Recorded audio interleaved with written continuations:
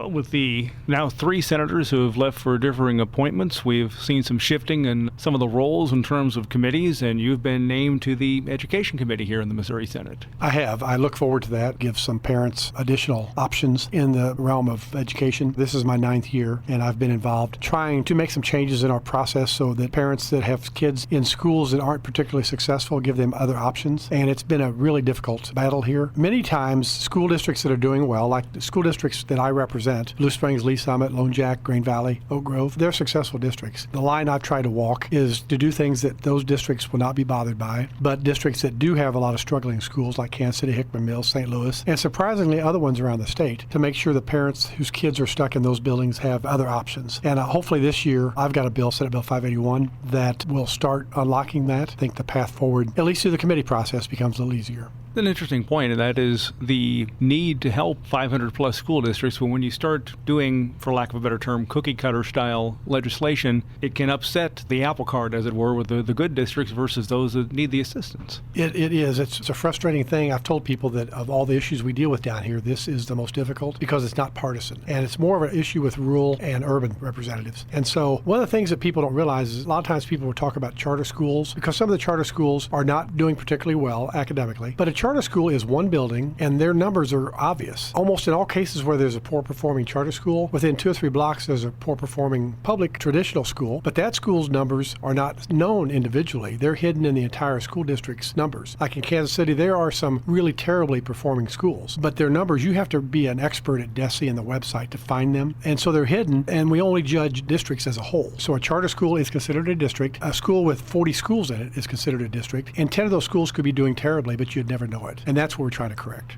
And it's the importance, as you point out, of the fact that it's education. It is. All the issues that we're facing with in Ferguson and some of these communities that are struggling so much, the only long-term fix is education. Giving those kids, get them in school, get them in education so they compete for jobs. The sad truth is, if some employers land in some of these areas, they can't hire the folks that live there so much because they're not qualified. That's the only way we get this problem resolved, is to give these kids starting very young in education. When I started, I remember going to some of these schools and seeing these adorable 2-year-old kids. They had the same spark in their eyes that my grandkids did, and now it's 9 years later. You know, they're sophomore, junior, senior in high school. Their future is much different now, and it's only because of that education thing. In my heart, the only thing that really matters in that area that we're working on.